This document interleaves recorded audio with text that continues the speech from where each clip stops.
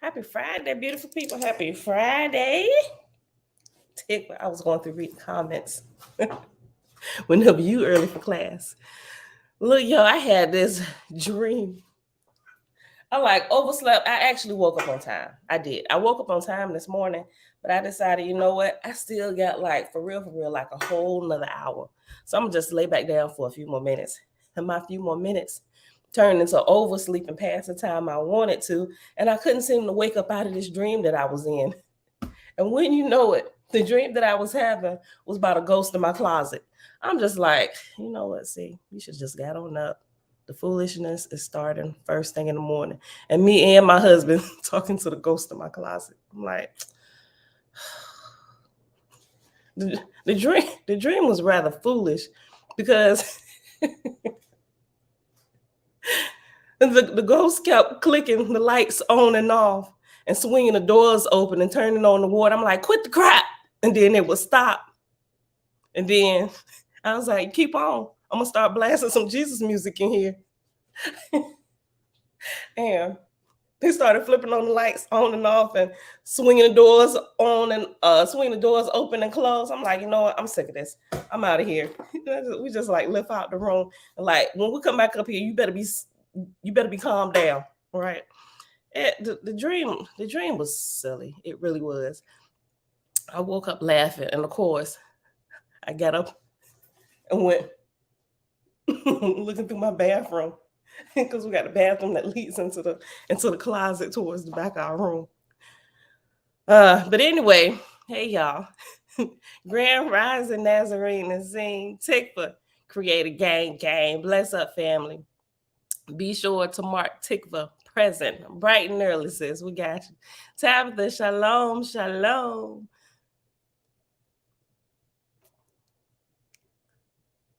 I'm just going through y'all comments, y'all going back and forth.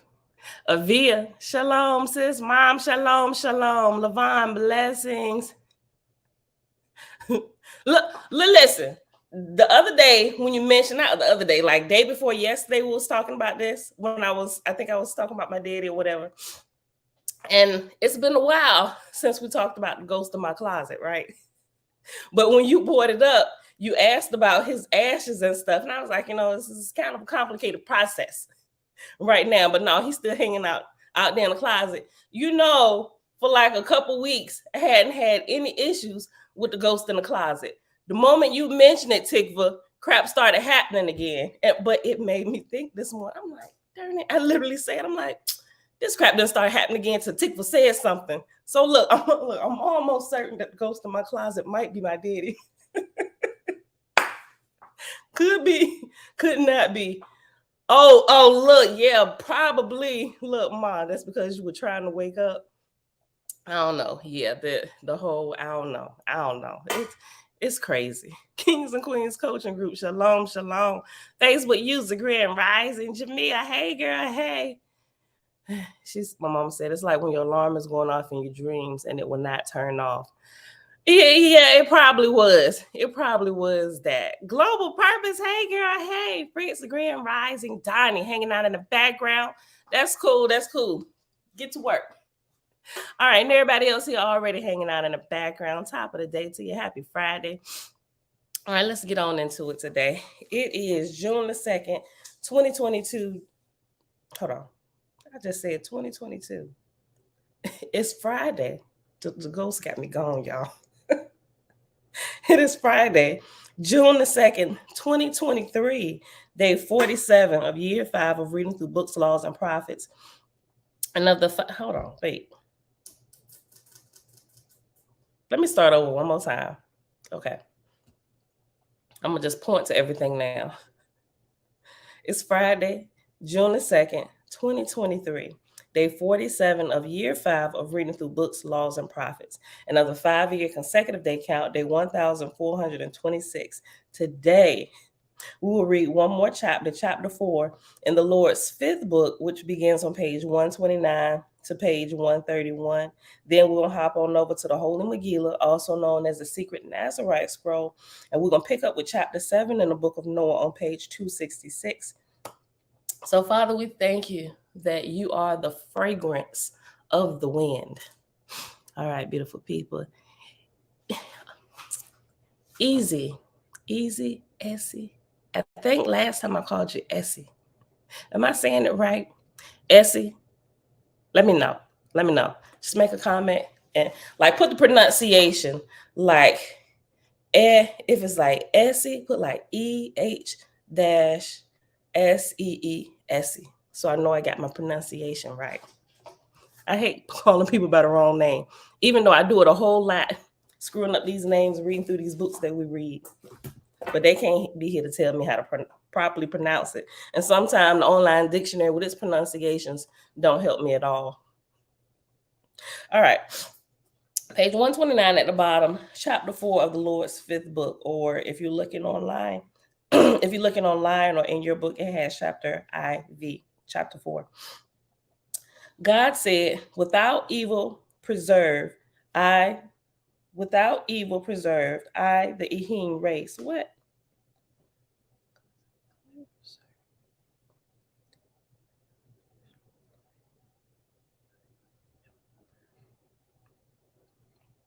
Oh, okay. I get it. Okay. God said, without evil preserved I, the Elohim race, as the foundation of my light, wherefrom I could reach forth to the tribes of darkness. For I foreordained not to go within darkness to battle it, but to stand without and give an example of righteousness for man to look upon. Highlight that. That's good, because that right there, that along with a reference verse that I believe it was just me gave yesterday after the video in a comment section. Remember, we took all this time and went through the whole reincarnation piece, right? Correcting the thoughts on that. But as we get into in the Holy Megillah, I don't know. Some places still sound like reincarnation. I know early on when we talked about it, there's like a couple different understandings to me as we're reading through this. Now we know, okay, once you pass out of this life, you don't come into this life again like this anymore. Like that's not that type of being born again that the Creator created. But you can come back to help from the unseen realm, right? And some from the unseen realm, they stay unseen. Some, depending on how far they have developed, are able to sargus themselves, meaning make themselves seen for whatever purpose it is to help those ones that are coming through this phase of life. But according to the Holy Megillah in some places, and it looks like it's that whole, it looks like reincarnation here through the book of Noah, but I'm not quite sure yet. I'm like I said, I'm still reading through, right? I don't want to jump to any conclusions, but from the surface, that's what it looks like, right? I still don't believe in reincarnation, although I did before we started getting into a WASP. But as my understanding began to expand and looking at other things and even looking at all the videos of people who believes it's true on YouTube and all their stories and different things, I'm like, but once I read through Susan B. Martinez's book, Field Guide to the Spirit Realm, and really understand a little bit more, having more references to look into and going back into the WASP scriptures and stuff, I'm like, I started using critical thinking skills. I'm like, wait a minute. Yep. Reincarnation is completely out the door. But we also know that the Holy Megillah, it uses, just like a lot of other books, religious books, it uses a lot of analogies. And some of them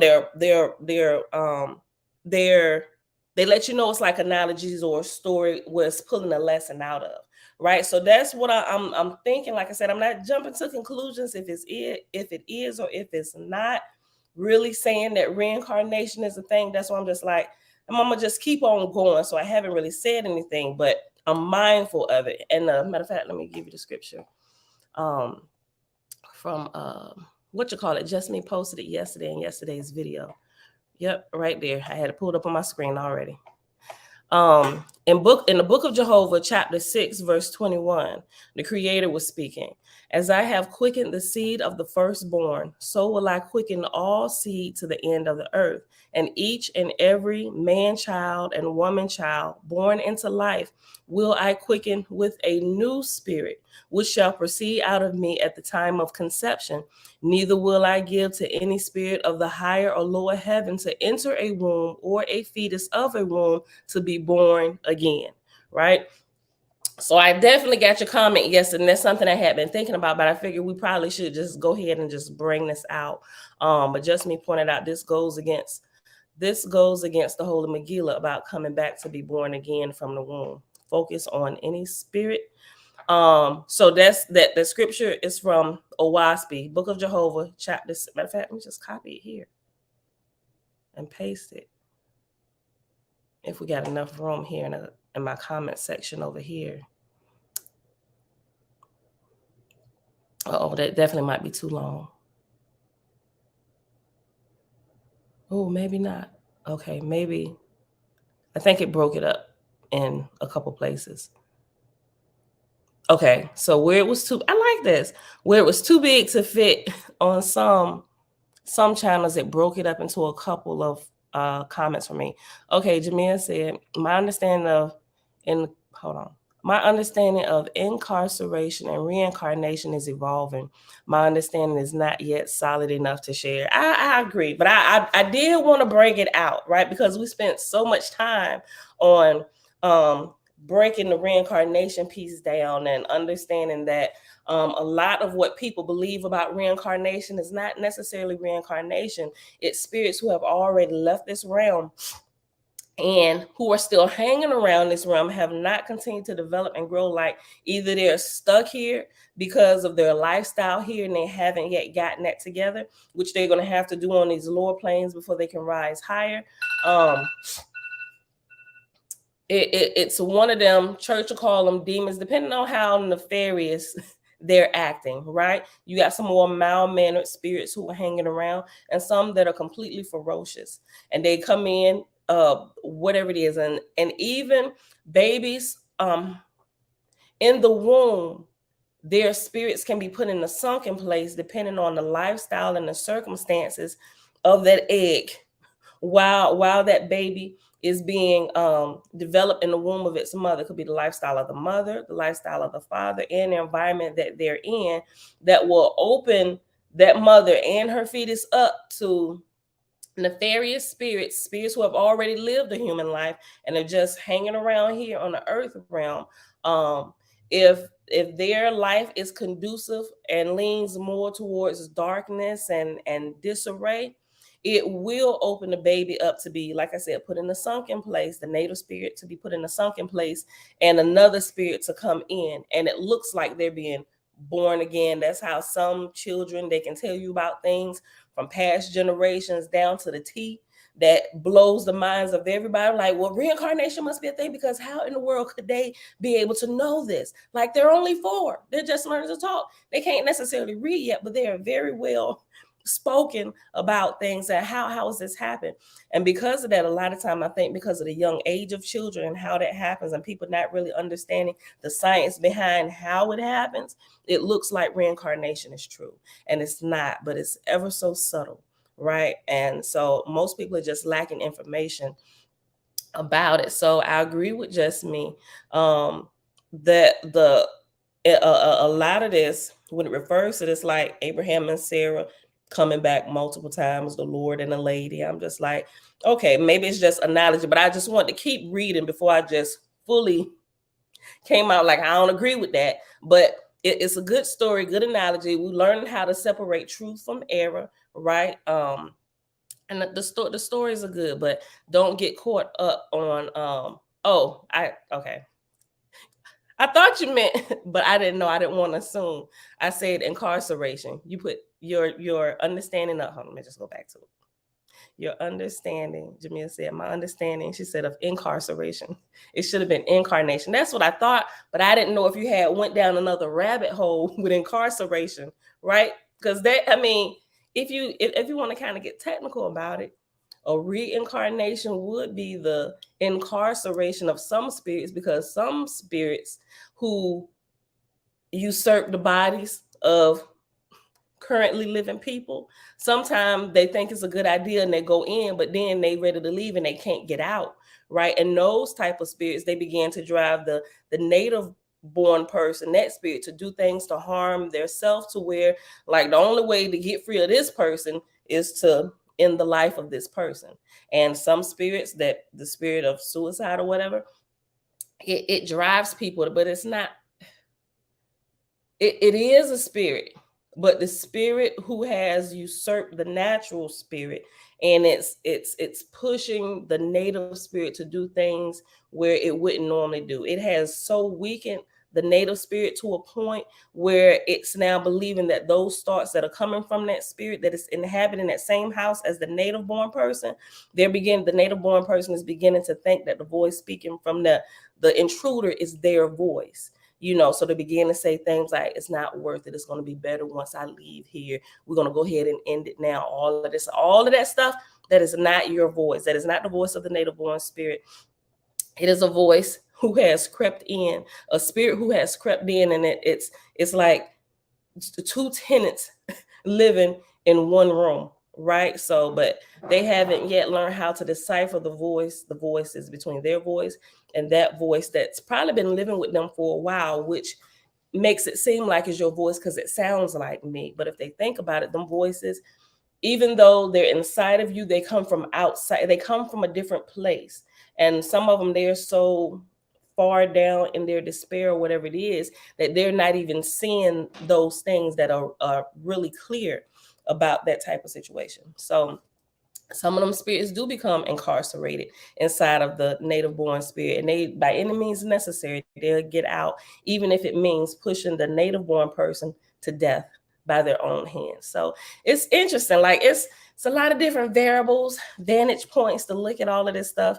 And my understanding of it is still yet evolving, So, but I did learn a lot about the reincarnation and the original incarnation and reincarnation piece, right? So, but like I said, the reincarnation, according to how most people are teaching it, like once I leave here, I can come back. In my previous life, I was Joan of Arc. This time, a teacher at a great college or something like that. And yeah, no, that's not the case. Okay, Drayson, shalom, Shayla, hey girl, hey. Jasmine said, we are here to sort laundry, fact from fiction, truth from lies, creative will be done. I love that, right? I love that. Truth seekers, seeking the truth, separating truth from error, or to sort laundry, right? Sorting the colors from the whites, from the lightly colors, all this stuff, so people can see clearly. We're just kind of clearing the roads back off to the ancient paths. They've been covered up for a very long time, right? Making the roads visible for people who are waking up. All right, let's go back to this. I'm going to just, we only got to verse 2. This verse 2 is what triggered this. All right, but anyway, thank you for bringing that out, Jasmine. I definitely agree with you. Okay, so I'm going to just go back to verse 1. We're on page 129 at the bottom, Book of Osiris, Son of Jehovah, chapter 4. God said, without evil preserved I the Ehine race as the foundation of my light, wherefrom I could reach forth to the tribes of darkness. For I foreordained not to go within darkness to battle it, but to stand without and give an example of righteousness for man to look upon. That was so good. Neither planned I from the beginning that my chosen should labor without examples of cities and kingdoms of righteousness. The evil man and evil priest who are subjects to Satan and his hosts remain in evil, preaching righteousness without a city or kingdom of example. But my chosen go away by themselves and build their cities as a testimony of their faith in the Father. That's like faith. That's like the difference between faith without works, which the kingdom of darkness is doing, and then the faith with works, which the people of light are doing. The evil man and evil priest who are subjects to Satan and his hosts remain in evil, preaching righteousness without a city or kingdom of example. Like you're living in evil, but you talking about all this stuff, but where is it? How can give us an example of what you're talking about, because you're living in evil with us.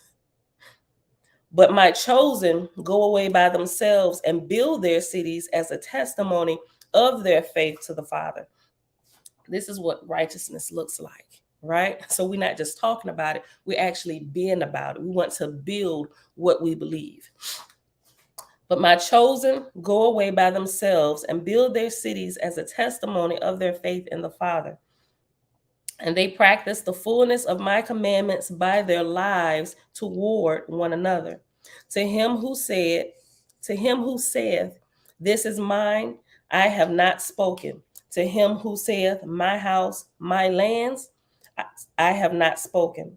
For inasmuch as these things belong to them, such men belong to such things, and not me. For illustration of truth, I raised up separate from the world's people the Ehims, who were my living examples of righteousness. Think not, however, that the Ehims were the perfection of manhood and womanhood. They were not a developed race, nor righteous because of their own knowledge. By the constant presence of my exalted angels, they were obsessed to righteousness, being restrained away from evil.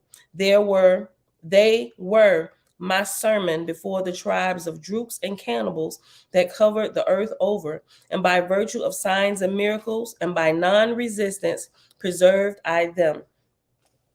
For man of himself evolveth only to power in evil. Wherefore, O man, thou shalt behold my dominion of the races of men to work righteousness and goodwill. And my examples reached into the souls of the barbarians, so that in after ages I should prepare them to hear my voice and to comprehend my commandments.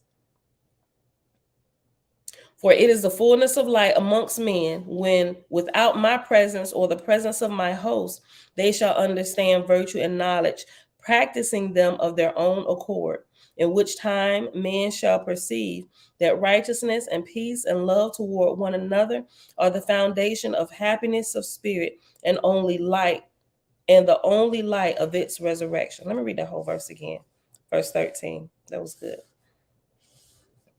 For it is the fullness of light amongst men, when without my presence or the presence of my host, they shall understand virtue and knowledge, practicing them of their own accord, in which time men shall perceive that righteousness and peace and love toward one another are the foundation of the happiness of the spirit and the only light of its resurrection. The Lord said, think not that I come to one nation alone, leaving the others in darkness. I came not to one alone, but unto all the divisions of the earth, according to what was required for them at times. So I held my hand over them, and they accomplished that which was designed from the beginning. It being not the will of Jehovah that man should be forever led, because forsooth his Lord saith, but that man should ultimately have the light of practicing good works organically from infancy up. And that's where we've already developed to. Clearly, you've had to been there in order to get to the Cosmon era, right? Let me read that again. Let me just go back. Let me go back to verse 13 again. Okay. For it is the fullness of light amongst men, when without my presence or the presence of my host, they shall understand virtue and knowledge, practicing them of their own accord, in which time men shall perceive that righteousness and peace and love toward one another are the foundation of the happiness of the spirit and the only light of its resurrection. The Lord said, think not that I come to one nation alone, leaving the others in darkness. I came not to one alone, but unto all the divisions of the earth. According to what was required for them at times, so held I my hand over them, and they accomplished that which was designed from the beginning. It being not the will of Jehovah that man should be forever led, because forsooth his Lord saith, but that man shall ultimately have the light of practicing good works organically from infancy up. The Lord said, a teacher that doeth all things for his pupil also sacrificeth his pupil. He who teacheth his pupil wrongly sinneth against the Father. He who teacheth his pupil not at all is accessory to evil. So standeth the Lord your God over the children of men. That's like a little corrective criticism for teachers. Highlight that. I'm going to read that again.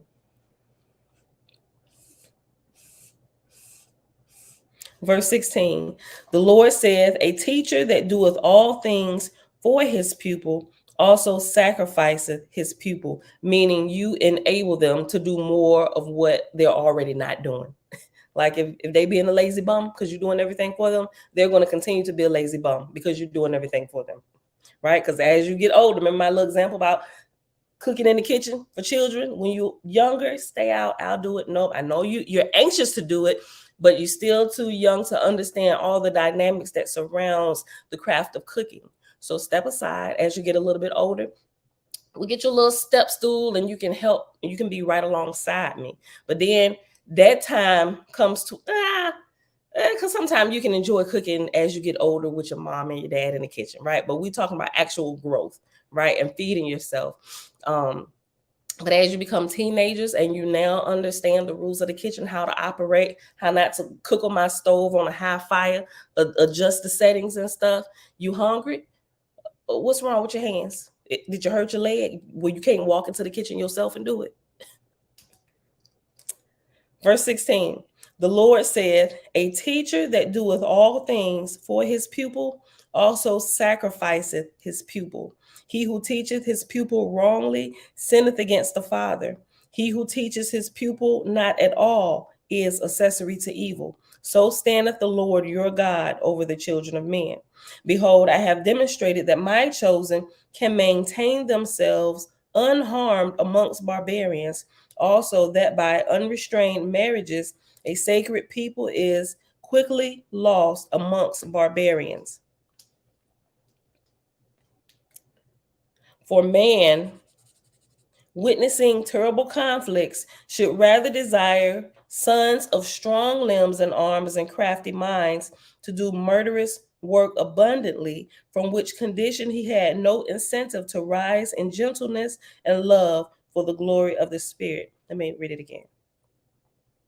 For man, witnessing terrible conflicts, should rather desire sons of strong limbs and arms and crafty minds to do murderous work abundantly, from which condition he had no incentive to rise in gentleness and love for the glory of the Spirit, that I, your Lord, might show after generations first, that without my hand in the work, no good nor peace could come amongst men, and second, that only by a race of Ehenes, as examples of my power through signs and miracles, could the barbarians be reached for their own good. Not only did I leave the ruins of my cities, which had no gates of entrance, and houses without doors of entrance, that ye might have testimony of the race of the Ehenes, but I have shown you that by such procedure could the barbarians be induced to a higher evolution. It's amazing how just continuing to lead a good example can induce somebody who's just all the way gone. Like it literally gives them hope by saying a consistency of righteousness, right? Eventually, it taps their shanana and they start paying attention. Let me read that again. Let me go back. Listen to all this again together. Listen to this. And this also happens. I'm not sure. Deshaun here? I don't think she came in. We was chatting yesterday about the narc, just a little bit. But this same method reaches some of the people who we think are unreachable because it takes such a long time for the unreachable to even pull themselves together to realize, hey, there's a better way of life. I ain't always got to take advantage of people and do them dirty. Well, let me consider this, because I've seen nothing but consistency and goodness and righteousness, and you haven't even slapped me back for all the times that I decided to hurt and harm you, right? Like, what kind of love is this that you would continue to show that to me? So a narcissist, I would say, I wouldn't necessarily call a narcissist a barbarian, but they kind of in the same category, if you catch my drift. Listen to this though. Listen. Okay. I'm gonna go back to verse 17. Verse 17. Behold, I have demonstrated that my chosen can maintain themselves unharmed amongst barbarians, also that by unrestrained marriages a sacred people is quickly lost amongst barbarians. For man, witnessing terrible conflicts, should rather desire sons of strong limbs and arms and crafty minds to do murderous work abundantly, from which condition he had no incentive to rise in gentleness and love for the glory of the Spirit, that I, your Lord, might show after generations first that without my hand in the work, no good nor peace could come from amongst men. And second, that only by a race of Ehenes as examples of my power, through signs and miracles, could the barbarians be reached for their own good. Not only did I leave the ruins of my cities, which had no gates of entrance, and houses without doors of entrance, that ye might have testimony of the race of Ehenes, but I have shown you that only by such procedure could the barbarians be induced to a higher evolution. Think not, O man, that I did not foresee the time when men should question whether the Great Spirit ever placed a Lord over the earth, and that man should say, behold, there is no Lord and no God.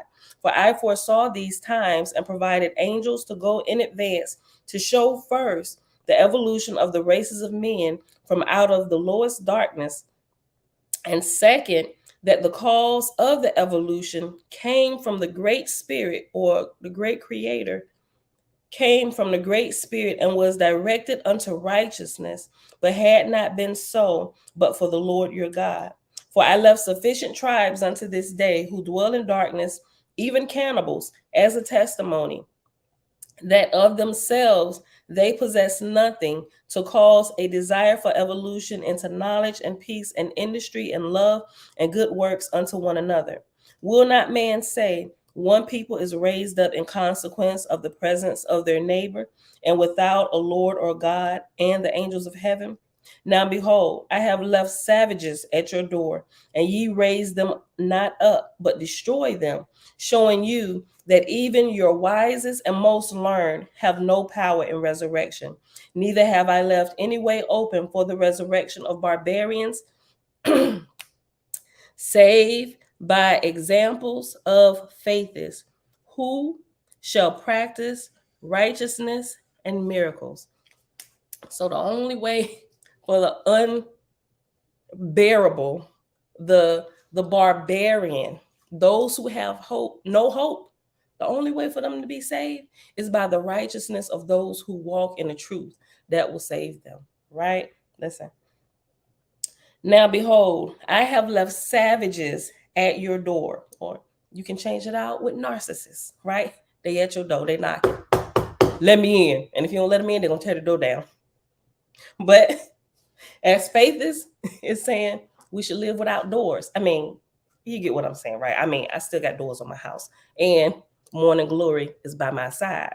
Anybody who's heard them stories know who Morning Glory is, because if she ever needs to make her presence known, the next time you're gonna wake up is in the morning in glory, right? So I'm the Lord's still working on me. I'm just saying. Listen, verse 24. Now behold, now behold, I have left savages at your door, and ye raise them not up, but destroy them, showing you that even your wisest and most learned have no power in resurrection. Neither have I left any way open for the resurrection of barbarians, save by examples of faithists, Ehenes, who shall practice righteousness and miracles.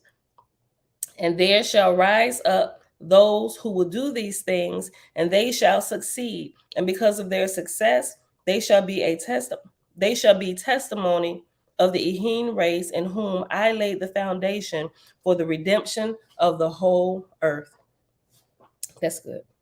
All right, beautiful people. That's also the end of this chapter. So let's jump on over here. And we're gonna end. I started at 6:30 today, so we'll take it to 7:30, which we got just about 20 minutes, a little more than 20 minutes left. All right, so jump over to page 266, chapter 7. The only in shalom can we leave our door open.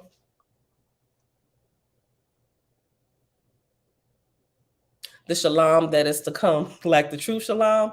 Yeah, because some doors in a shalom, it was best that you keep it locked and bolted. But I get what I get what you're saying. Intuitive go, Deshaun Shalom. Look, I just say, I was like, is Deshaun here? Because just for a quick second, we talked about a narc, comparing them to a barbarian with what we was reading in Owaski. I was just being funny though, but I was serious about the principle that I was trying to convey. You just can't wake up in time. You probably go to bed late too, don't you? Maybe, maybe not. Because sometimes I go to bed early and I still get up late. Just because sometimes I just don't want to turn the bed loose. I don't, right? I don't. All right, y'all. Chapter 7, page 266, the awakening of Noah. So remember when we left off yesterday, Noah was laid down in the field. He was about to jump off the cliff, right? Because he was at that point, like, what is it even all for? I done lost 2 families and he drunk himself into I ain't gonna say into a stupor, but he was headed to the cliff and he had to numb himself before he threw himself off. So after he drunk all what was in his flask, he decided to lay down and look at the stars. And as he laid down and looked at the stars, he drifted off into a sleep and he had this dream. And literally, even though it was given different characters and everything, we know by Noah's life, the dream was actually recounting his entire life with both of his families, what he had learned with his grandfather, Isaiah, all this stuff. And so now he's waking up from his dream. I'll read verse 64 from the previous chapter, chapter 6. But before the man in Noah's dream hit the ground, Noah awoke from his dream. Chapter 7, the awakening of Noah. Yea, still lying on his back by the edge of the cliff where he had fallen asleep and dreamed, Noah awoke to a golden sunrise. Yea, Noah awoke to the sound of a dove singing in his ear. Lo, Noah sat up and opened his eyes and ears, and behold, the dove sang him a song.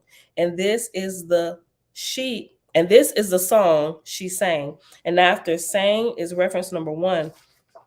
And 1 at the bottom says, some of the words of Miriam of Magdala, aka the dove, Jannah, Mary Magdalene, survived in fragmentary form outside of the Holy Megillah. The same is true of Yeshua. Jesus. Some of their words survived in fragmentary or altered form in various Gnostic, Islamic, and Hindu texts. Excuse me. Let's take a sip of water.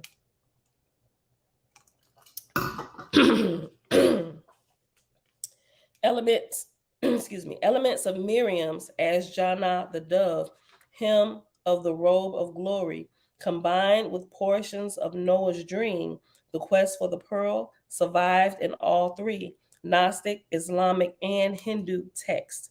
Okay. So go back up, verse 4. And behold, the dove sang him a song, and this is the song she sang.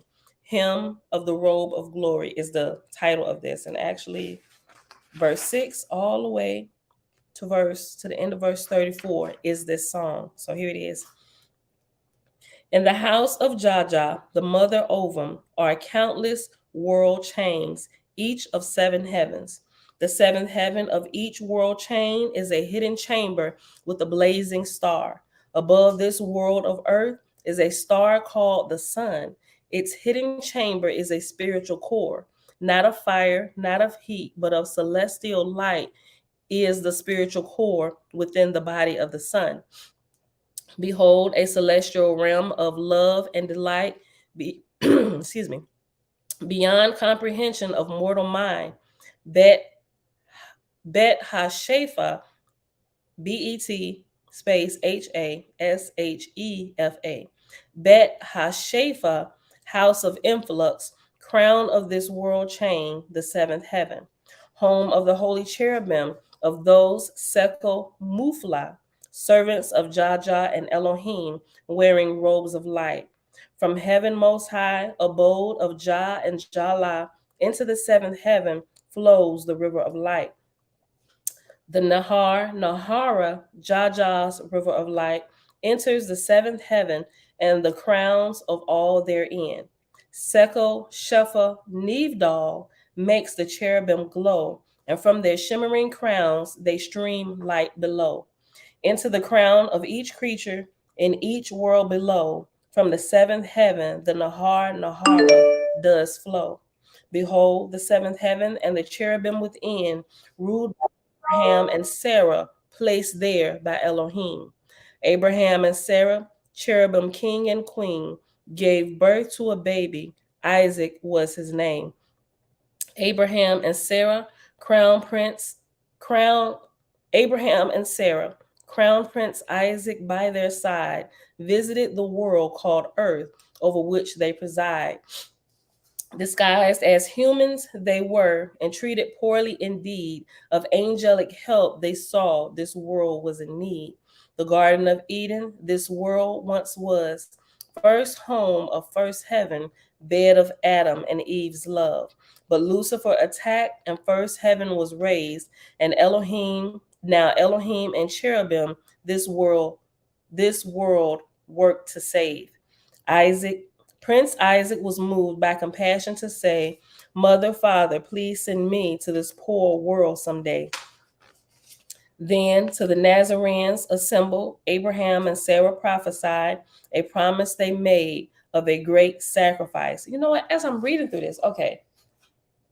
So all of what I said was just a short while ago in today's video talking about the reincarnation. As I'm reading through this, like I said, all of my thinking and stuff is still leveling out. But as I'm reading through this, okay, so also what I know, and we talked about it, and if you got this book, this kind of makes it really clear. So all of these analogies and these stories, we gotta also remember that all these analogies and all these stories are just analogies and stories to teach us about us and how to climb the ladder of light, how to go within, to go up, and to develop spiritually. If you have this and haven't even began to look through this, because over the last few days I've just been kind of going through it, and I gotta read through it like a few times because it's like there is not like this. There's not like it's this like consistent flow through all the pages.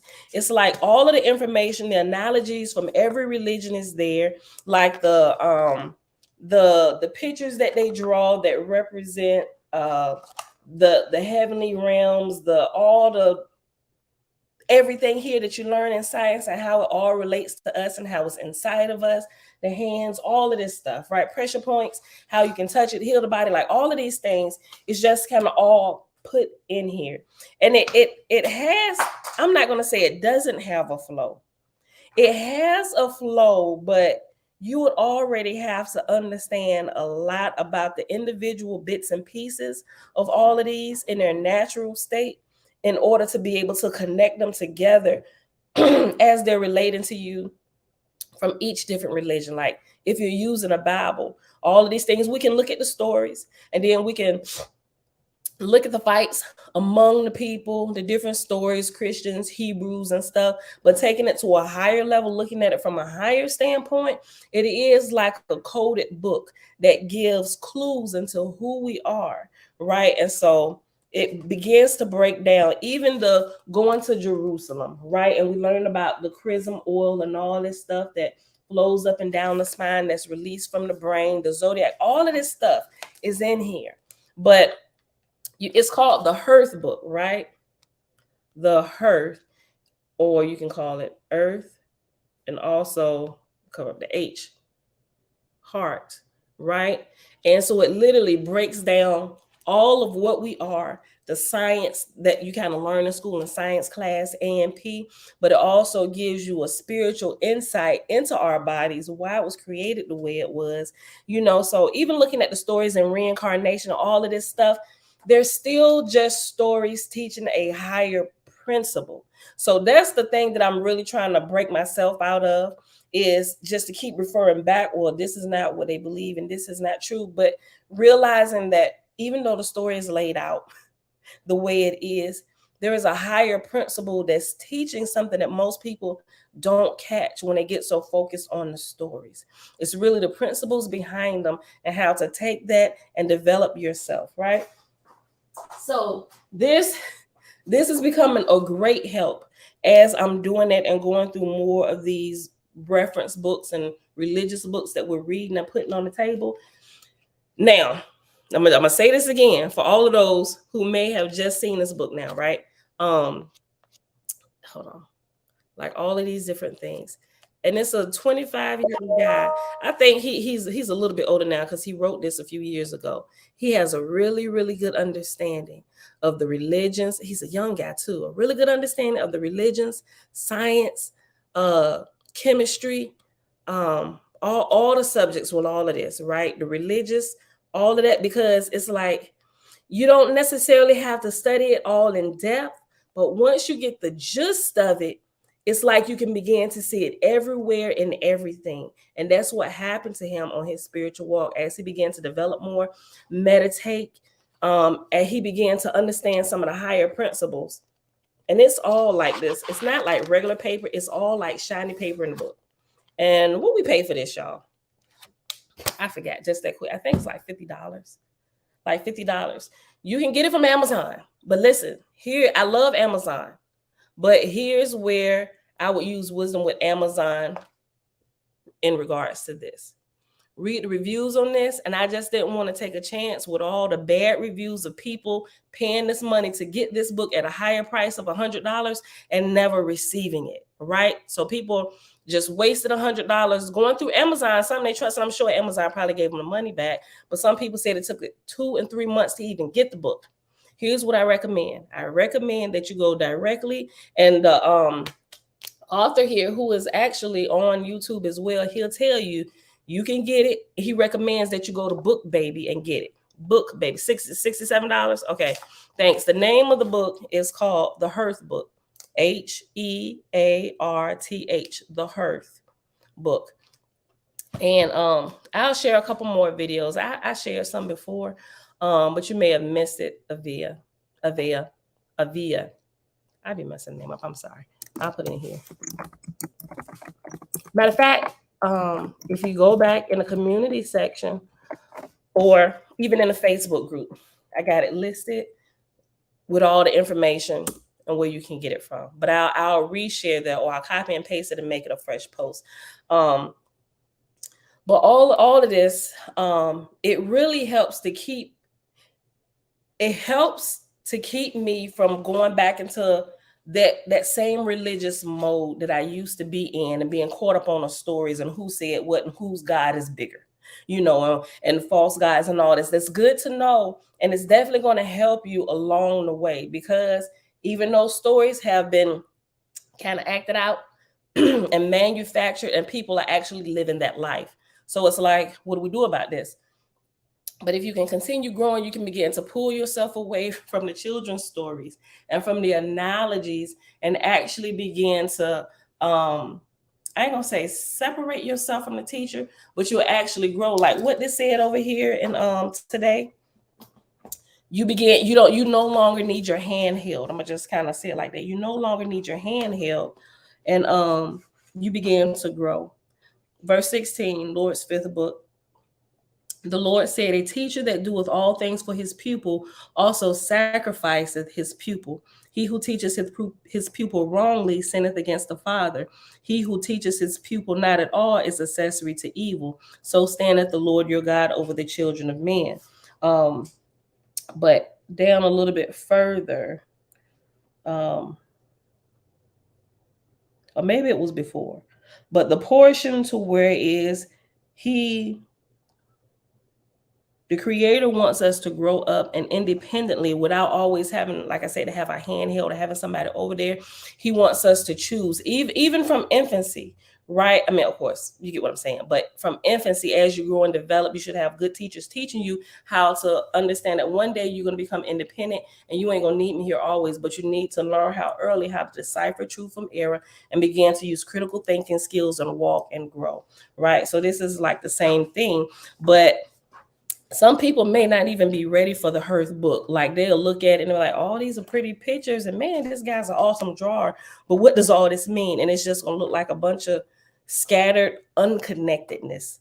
But it really is all connected. It really is. And as you go through the different religions that he have in here and all their signs and symbols, and even some of the pages where he put all the religions together on the same page, showing the common thread going through all the different ones. I know you probably couldn't see that, but even here where it has like the right here. So here's an example. The Last Supper, right? So here is a picture of the Last Supper. Of course, that would be, hold on, Jesus right there in the middle, right? But also it's showing in here all of the different things, the hand signals, gestures they was doing, along with the zodiac in their head, so you can recognize what's actually being done here. And he put it up here a little bit, and he's just really doing things like this, breaking it down, showing you how the wisdom, bits and pieces of the truth has been put in the different religious stories all around the world. I use that one because that's, a lot of us came out of Christianity, but you can see it all through the Bible, the different code words and stuff that were hidden. But that's like, now it will seem like college level understanding. You got to understand the basics first before you even get to stuff like this. But it shouldn't be that high. And I'm sure as we get older and we develop more, the generations that come after us, they're going to begin to learn faster, and the things that we didn't begin to learn till we got into our 40s and 50s, they're going to be learning this in their teenage years, because they should understand it, because the books, the religious books and stories and analogies is about you and who you are, who you were created to be, and how to ascend. Yeah, they got a lot of the Vedic things in here. This is really, really good. Even the Masonic temple and stuff, like the Temple of Solomon or the Temple of the Soul of Man, they just created into a character and called it the Temple of Solomon, but it's really the Temple of the Soul of Man. It's talking about us. The Temple of Solomon is us, the spirit inside of our temple, the spirit, the temple of the spirit of the soul of man, right? The Temple of Solomon. And he break it down, Saul, all this different stuff. So it's really, really good. So if you don't understand it yet, sound real interesting, get it, and as you grow and develop and understand as you grow in your development and understanding of the truth, you'll be able to use a lot of this. And it's really, really interesting. So let's go back. So as I was reading, I got onto that because as I'm reading through this song and thinking about what I said about the reincarnation and all of this, it helps me to stay on track that it's really not about this. It's really about us and growing inwardly, spiritually developing. But okay, so let me go back to this. Okay. Verse 20, page 267. Abraham and Sarah, Crown Prince Isaac by their side, visited the world called Earth, over which they preside. Disguised as humans they were, and treated poorly indeed. Of angelic help they saw this world in need. A Garden of Eden this world once was, first home of heaven, bed of Adam and Eve's love. But Lucifer attacked, and first heaven was raised. Now Elohim and cherubim this world worked to save. Prince Isaac was moved by compassion to say, Mother, Father, please send me to this poor world someday. Then to the Nazarenes assembled, Abraham and Sarah prophesied a promise they made of a great sacrifice. A sacrifice profound of their firstborn son, Crown Prince Isaac, to this world would come. A day, and when it's talking about crown, it's talking about that chrism oil that travels down and is reborn inside of the brain of man every month, and it ramps up on your birth month, right? So you get double portions of that on the month that you were born, which is why when this process is happening, you should be fasting, right? As to not impede that holy oil, that holy chrism, that Christ oil that flows down, has to go all the way to the root and come all the way back up to the crown, and it opens the third eye. That's just kind of summing it up a little bit. A sacrifice profound of their firstborn son, Crown Prince Isaac, to this world would come. A day in the future when darkness reigns, a day of despair when hope seems vain.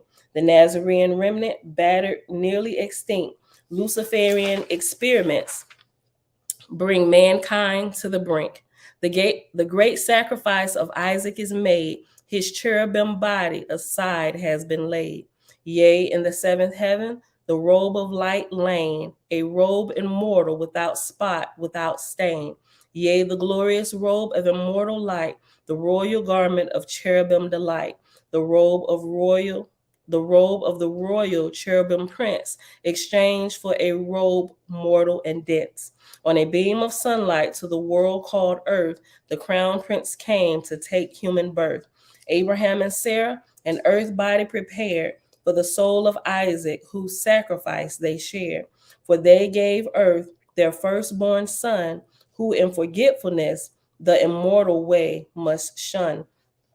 Who in this world, dense from the fall, risk his immortal life due to compassion's call, at risk of forgetting who he is, why he came, at risk of falling into hell worlds of flame. For having stepped into earthly mortal birth, a being may tumble to worlds lower than earth.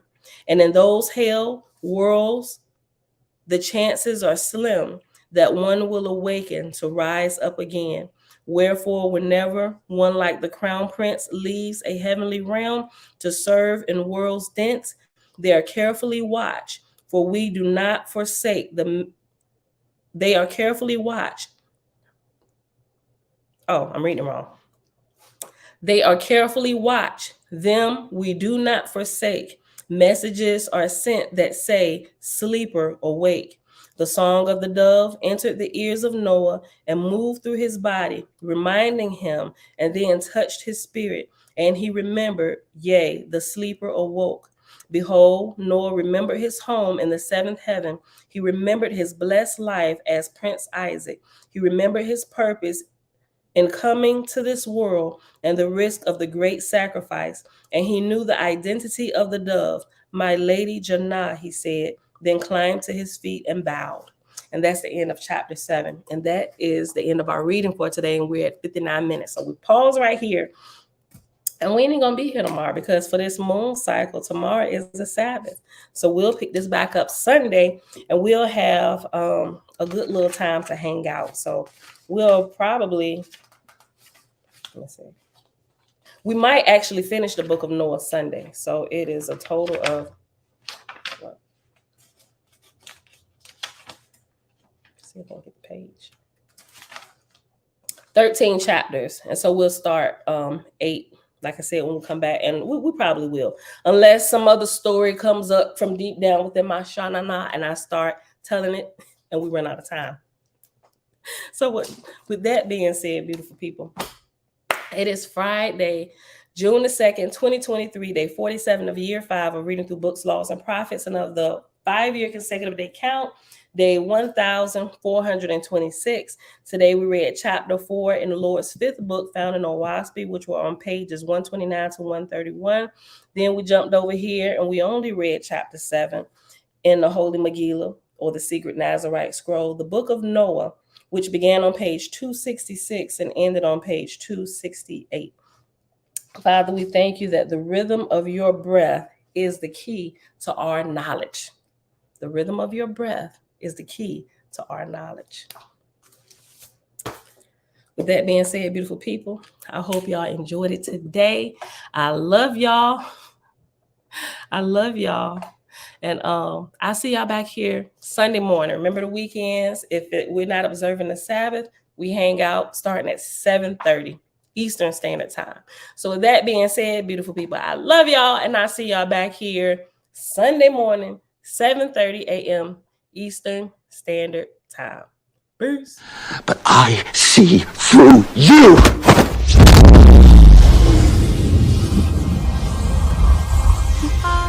I'm from outer space. I got Milky Way for blood, evolution in my veins. I'm gold, I've been far away. I'm illuminated now, making moves. What did you just do to me? I pushed your astral form out of your physical form. What's in that tea? Psilocybin? LSD? It's just tea. With a little honey. What just happened? For a moment, you entered the astral dimension. What? A place where the soul exists apart from the body. Why are you doing this to me? To show you just how much you don't know. Open your eyes. Been dreaming about flying for a long time. I had a vision from the birds, they want a cold sign. What's happening? This isn't real, this isn't real, this isn't real, this is... Dreaming about flying for a long time. I had a vision from the birds, they want a cold sign. His heart rate is getting dangerously high.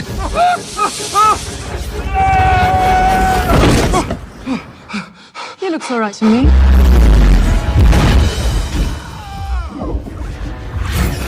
You think that this particular universe is all there is? I don't need gravity, I need What mysteries lie beyond the reach of your senses? Existence, mind and matter meet. Thoughts shape reality. I don't need gravity, I just need growth.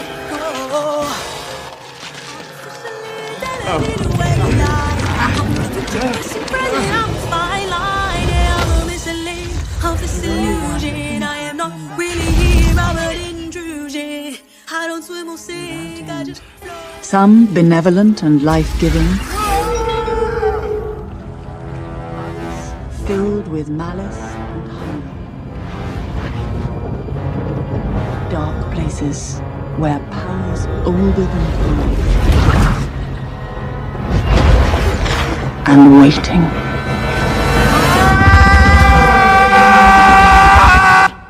I don't swim or sink, I just float. Who are you in this vast multiverse? I don't need gravity, I just need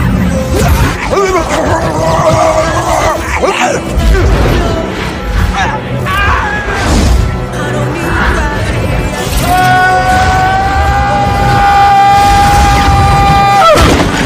gravity, I just need growth. Have you seen that before in a gift shop?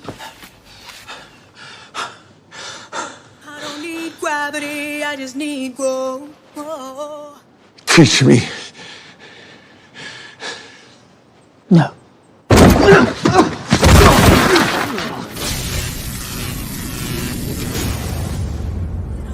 It's an earthquake rumble. I won't ever ever fall, never stumble. And I don't need to be humble. Break down walls like Jericho crumble.